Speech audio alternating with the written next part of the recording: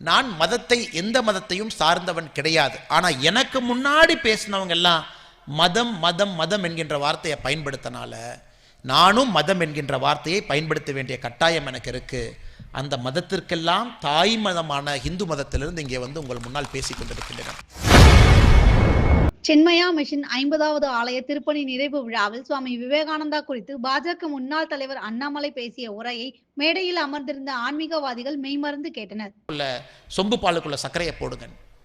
பாலே பார்த்தீங்கன்னா சொம்பு முழுவதும் நிறைந்து நிற்கிறது. அப்ப சர்க்கரையை போடும் பொழுது பால் ததும்பி வெளியே வராம போடப்பட்ட சர்க்கரையெல்லாம் அந்த பால் கிரகிச்சு உள்ள இருக்குது. அப்ப ராஜா சொல்றாரு, ஹிந்து தர்மத்தை சார்ந்தவர்கள் எதற்கும் பயப்பட தேவையில்லை. நாம் சொம்பில் இருக்கக்கூடிய பாலை போன்றவர்கள். எத்தனை பேர் வந்து நம்மிடம் கலந்தாலும் கூட அதை அப்படியே கிரகிச்சு நாம வச்சுக்குவோம்.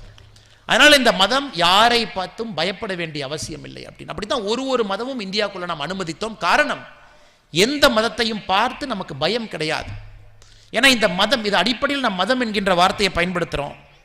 இந்த முதல்ல மதம் என்கின்ற வார்த்தை அல்ல, இந்து மதத்தை பொறுத்தவரை வாழ்வியல் முறை, இது ஒரு வாழ்க்கை முறை. 1893 சுவாமி விவேகானந்தா அவர்கள் சிகாகோ போறாங்க, அமெரிக்கா போறாங்க. உலகத்தில் இருக்கிற எல்லா மதத்தை சார்ந்த தலைவர்களையும் மேடையின் மேல் உட்கார வைக்கிறாங்க அமெரிக்காவில். 1893. இன்னைக்கு எத்தனை வருஷம் பாருங்க, கிட்டத்தட்ட 132 வருஷத்துக்கு முன்னாடி. அப்ப சுவாமி விவேகானந்தர் அவர்கள் அவரும் போய் உட்கார்ந்துருக்காங்க. எல்லாரும் பேசுறாங்க. விவேகானந்தர் அவர்கள் 18வதா பேசுறாங்க. சுவாமி விவேகானந்தர் அவர்கள் 17 பேர் அவருக்கு முன்னாடி பேசுறாங்க. நான் இந்த மதத்தை சார்ந்தவன், உலகத்திலே எங்க மதம் தான் பெருசு. நான் இந்த மதத்தை சார்ந்தவன், எங்க மதம் தான் பழமையான மதம். நான் இந்த மதத்தை சார்ந்தவன், என் மதத்தை மாதிரி எந்த மதமும் கிடையாது, நாங்க தான் புண்ணியம் செஞ்சவங்க. 18 பேரும் பேசுறாங்க. கடைசியா விவேகானந்தர் அவர்கள் 19வதா மைக் எடுத்து பேசுறாங்க. அவருடைய உரையை நீங்க கேட்டிருப்பீங்க. கேட்காதவர்கள், குறிப்பா இளைஞர்கள் இருந்தீங்கன்னா தயவு செஞ்சு நீங்க கேட்கணும். விவேகானந்தர் அவர்கள் தன்னுடைய உரையை ஆரம்பிக்கும் பொழுது டியர் பிரதர்ஸ் அண்ட் சிஸ்டர்ஸ் அப்படின்னு ஆரம்பிக்கிறார்.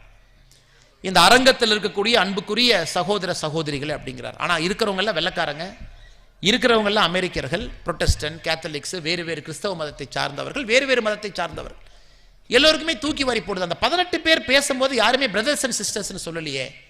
ஆனா இந்த மனிதன் மட்டும் 19வதாக பேச வந்த பொழுது வேர்ல்டு பார்லிமெண்ட் ஆஃப் ரிலீஜன்ஸ் அந்த நிகழ்ச்சியில எல்லோரையும் என்னுடைய அண்ணன் தங்கைகள் சொல்லும் பொழுதே அவங்களுக்கு தெரிஞ்சிருச்சு, ஓ இது வேற ஏதோ ஒரு விஷயம். இந்த இந்த இந்த ஆரஞ்சு கலர் ட்ரெஸ் போட்டுட்டு ஒரு சாமி வந்திருக்கிறாரு, ஆசிய பகுதியிலிருந்து வந்திருக்கிறாரு, ஒரு வேற யாரோ ஒரு ஆளு. அப்ப விவேகானந்தர் சொல்றாரு, நான் வந்திருக்கக்கூடிய ஒரு மாங்க், நான் முற்றிலும் துறந்து வாழ்ந்து கொண்டிருக்கக்கூடிய சன்னியாசி. நான் ஒரு ஆர்டர்ல இருந்து வர்றேன். நான் ஒரு வழிமுறையை பின்பற்றக்கூடிய ஒரு அமைப்பிலிருந்து உங்கள் முன்னால் நின்று கொண்டிருக்கின்றேன். நான் மதத்தை எந்த மதத்தையும் சார்ந்தவன் கிடையாது. ஆனா எனக்கு முன்னாடி பேசினவங்க எல்லாம் மதம் மதம் மதம் என்கின்ற வார்த்தையை பயன்படுத்தினால நானும் மதம் என்கின்ற வார்த்தையை பயன்படுத்த வேண்டிய கட்டாயம் எனக்கு இருக்கு. அந்த மதத்திற்கெல்லாம் தாய் மதமான இந்து மதத்திலிருந்து இங்கே வந்து உங்கள் முன்னால் பேசிக் கொண்டிருக்கின்றேன் அப்படின்னா அந்த ஒரே ஒரு பேச்சு சாமி.